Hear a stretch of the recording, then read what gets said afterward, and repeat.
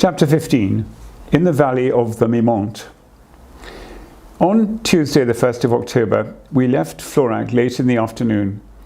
A tired donkey and a tired donkey driver. A little way up the Tarnon, a covered bridge of wood introduced us into the valley of the Mimente. Steep, rocky red mountains overhung the stream. Great oaks and chestnuts grew upon the slopes or in stony terraces.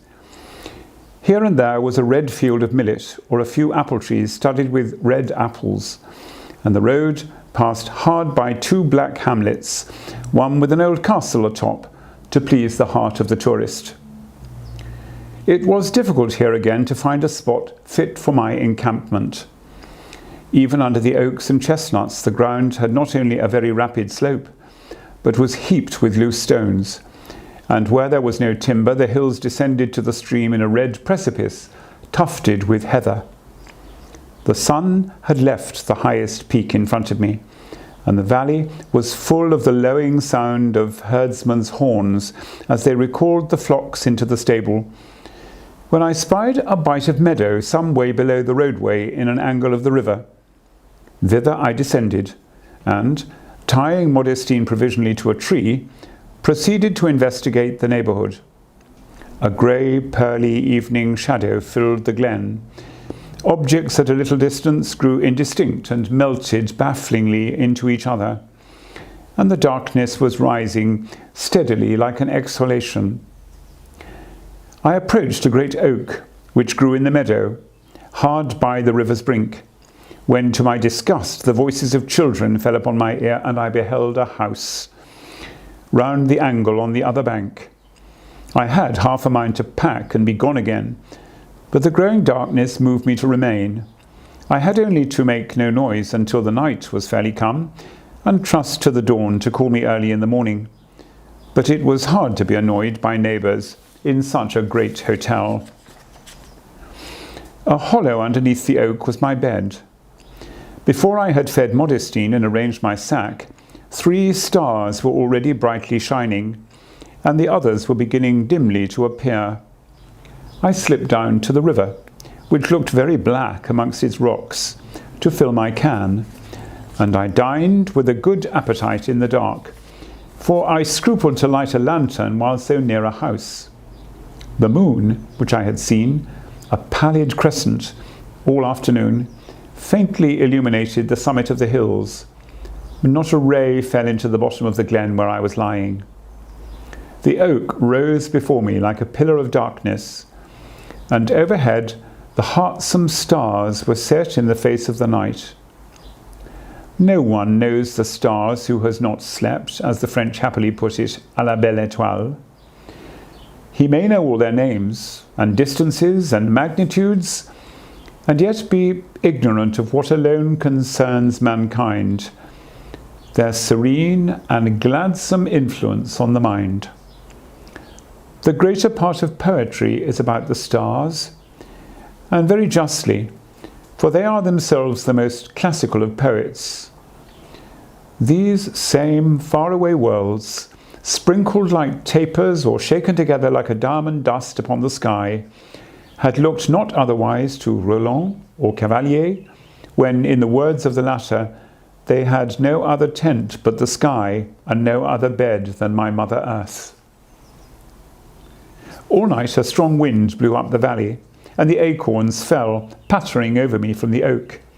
Yet, on this first night of October, the air was as mild as May, and I slept with the fur thrown back. I was much disturbed by the barking of a dog, an animal that I fear more than any wolf. A dog is vastly braver, and is besides supported by the sense of duty. If you kill a wolf, you meet with encouragement and praise. If you kill a dog, the sacred rights of property and the domestic affections come clamouring round you for redress. At the end of a fagging day, the sharp, cruel note of a dog's bark is in itself a keen annoyance, and to a tramp like myself, he represents the sedentary and respectable world in its most hostile form. There is something of the clergyman or the lawyer about this engaging animal, and if he were not amenable to stones, the boldest man would shrink from travelling afoot. I respect dogs much in the domestic circle, but on the highway or sleeping afield, I both detest and fear them. I was wakened next morning, Wednesday, October the 2nd, by the same dog, for I knew his bark, making a charge down the bank, and then, seeing me sit up, retreating again with great alacrity. The stars were not quite yet extinguished. The heaven was of that enchanting mild grey blue of the early morn. A still clear light began to fall, and the trees on the hillside were outlined sharply against the sky. The wind had veered more to the north, and no longer reached me in the glen. But as I was going on with my preparations, it drove a white cloud very swiftly over the hilltop, and looking up, I was surprised to see the cloud dyed with gold. In these high regions of the air, the sun was already shining as at noon. If only the clouds travelled high enough, we should see the same thing all night long, for it is always daylight in the fields of space. As I began to go up the valley, a draught of wind came down it out of the seat of the sunrise, although the clouds continued to run overhead in an almost contrary direction. A few steps farther, and I saw a whole hillside gilded with the sun, and still a little beyond, between two peaks, a centre of dazzling brilliancy appeared floating in the sky, and I was once more face to face with the big bonfire that occupies the kernel of our system. I met but one human being that forenoon, a dark, military-looking wayfarer who carried a game bag on a baldric. But he made a remark that seems worthy of record, for when I asked him if he were Protestant or Catholic, "Oh," said he, "I make no shame of my religion.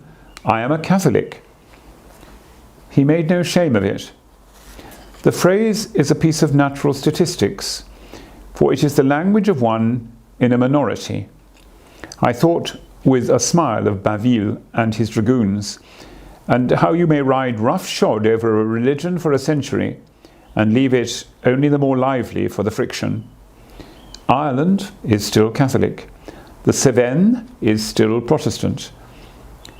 It is not a basket full of law papers, nor the hoofs and pistol butts of a regiment of horse that can change one tittle of a ploughman's thoughts.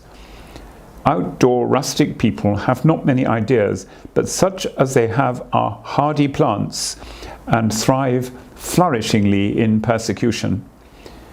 One who has grown a long while in the sweat of laborious noons and under the stars at night, a frequenter of hills and forests, an old honest countryman, has, in the end, a sense of communion with the powers of the universe and amicable relations towards his God. Like my mountain Plymouth brother, he knows the Lord. His religion does not repose upon a choice of logic. It is the poetry of the man's experience, the philosophy of the history of his life. God, like a great power, like a great shining sun, has appeared to this simple fellow in the course of years and become the ground and essence of his least reflections. And you may change creeds and dogmas by authority, or proclaim a new religion with the sound of trumpets, if you will. But here is a man who has his own thoughts, and will stubbornly adhere to them in good and evil. He is a Catholic, a Protestant, a Plymouth brother, in the same indefeasible sense that a man is not a woman, or a woman not a man, for he could not vary from his faith unless he could eradicate all memory of the past, and, in a strict and not a conventional meaning, change his mind.